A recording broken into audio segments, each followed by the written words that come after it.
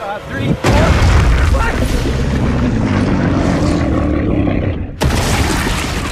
Hello guys, welcome to One and Only M Stream. Narito ng iba't ibang halimaw at mga maliliit na detalye na hindi mo napansin sa pelikulang Love and Monsters.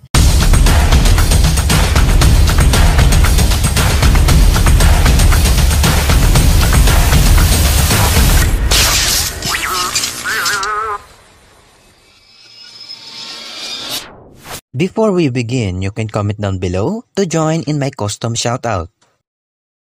Ang pelikulang ito ay nangyari kung saan tuluyan ang nawasak ang planet Earth dahil sa paglitaw ng iba't ibang halimaw sa paligid. Sa likod ng sakunang ito na naig pa rin ang pag-iibigan ni na Joel at Amy.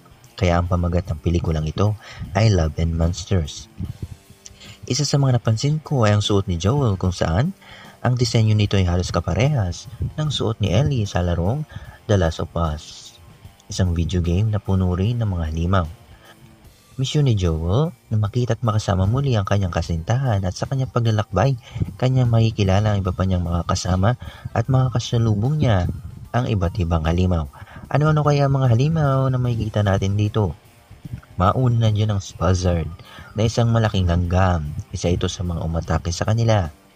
Nariyan din ang Giant Toad, ang napakalaking palaka na may kakayahang lumuwa ng napakahabang dila. Ang mga Sand Gobblers na parang maliliit na uod na kumakain ng laman at higit pa dyan ang reyna ng mga Sand Gobblers na may kakayahang sundan ka sa ilalim ng lupa. Ang disenyo nito ay halos sinango sa mga nilalang na makikita natin sa pelikulang King Kong. Nariyan din ang misteryosong Chumbler at ang mahinahong Boulder Snail. Nagkaroon din ng reference ang Jurassic Park. Don't move. Oh my God, why? Nobody move a muscle.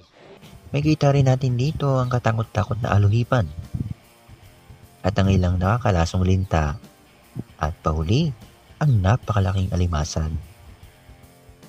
At yan ang ilan lamang sa mga nakita at napansin ko sa pelikulang ito. Baka may halimaw na dyan sa likod mo. Baka may nalimutan pa ako. Just comment down below, leave a like, subscribe my channel. Kita-kita tayo sa susunod.